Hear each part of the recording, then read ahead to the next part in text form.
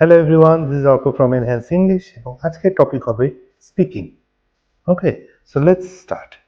So as you already know, speaking is the smallest exam in IELTS এবং speaking এর কিন্তু তিনটা part আছে। Part A which is introduction,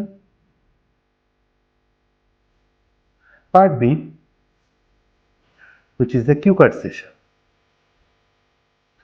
and part C which is the discussion.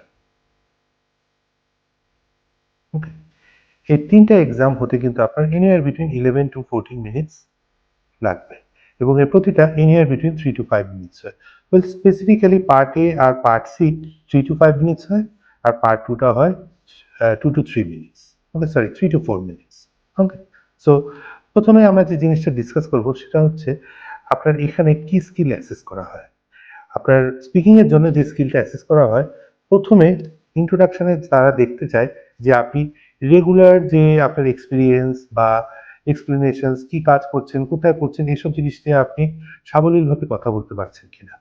Part B কিউপার সেশনে তারা দেখে আপনি দীর্ঘ সময় ধরে না থেমে কথা বলতে পারছেন কিনা, কোনো একটা স্টোরি বলতে পারছেন কিনা।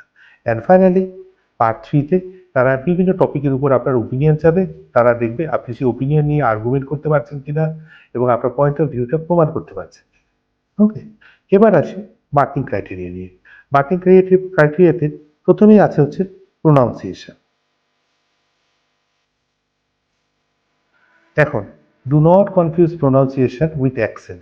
অ্যাকসেন্টে কিন্তু কোনো মার্কস নেই, তাই জন্য আপনার অ্যাকসেন্ট যাই থাকুক না কেন, প্রোনাউন্সিয়েশনের ক্ষেত্রে আপনি সবসময় টার্গেট করবেন যে আপনার কথাটা স্পষ্টভাবে শুনতে পাচ্ছেন কিনা।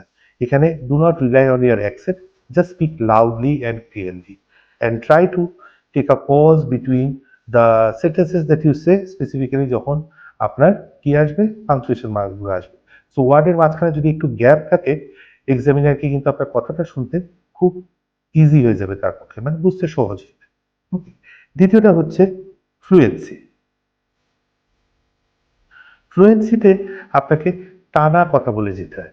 এখন যে এই যে আপনি কন্টিনিউয়াসলি কথা বলছেন, অনেকে মনে করে কন্টিনিউয়াসলি কথা বলা আর স্পিড দুটোই দরকার। অ্যাকচুয়ালি স্পিড কিন্তু দরকার নেই। আপনি যদি তাড়াহুড়ো করে কথা বলেন, আমাকে কিন্তু আপনার কথাটা বুঝতে হবে, এক্সামিনারকে কথাটা বুঝতে হবে। আপনি তাড়াতাড়ি করে কথা বলে আমি যদি বুঝতে না পারি তাহলে কোনো লাভ হবে না এতে। And on top of that, আপনার জন্য কিন্তু অ্যালোটেড 11 to 15 মিনিটস আছেই, সরি 11 to 14 মিনিটস এক্সাম দিতেই হবে। আপনি যদি কথা তাড়াতাড়ি শেষ করেন, আপনাকে আরো অ্যাডিশনাল কথা বলতে হবে, মানে আপনার এখানে নলেজের সোর্সটা অনেক বেশি হতে হবে।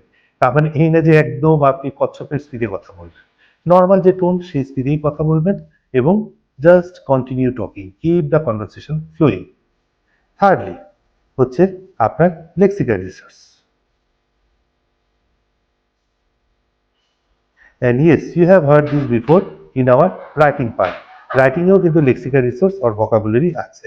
সো এখানে আপনি যে ভোকাবুলারি ইউজ করবেন, make sure you rotate them. They are high level vocabularies, very interesting ones, and more important than that, please try and introduce idioms and phrases here, and if possible proverbs as well. কারণ এগুলো কিন্তু নেটিভ স্পিকাররা use করে এবং they carry a huge amount of.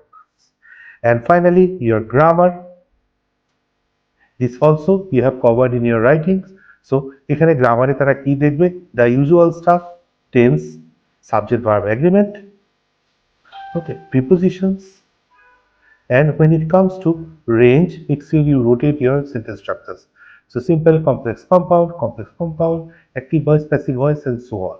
Okay, এগুলো rotate করবেন, keep the conversation flowing, try to be confident, and make sure you speak at a normal tone, not too fast, not too slow. এবং make sure also আপনার যেসব জায়গায় punctuations আছে সেখানে আপনি ঠিক মতো করে থামছেন এবং always try and smile when you are giving your exam.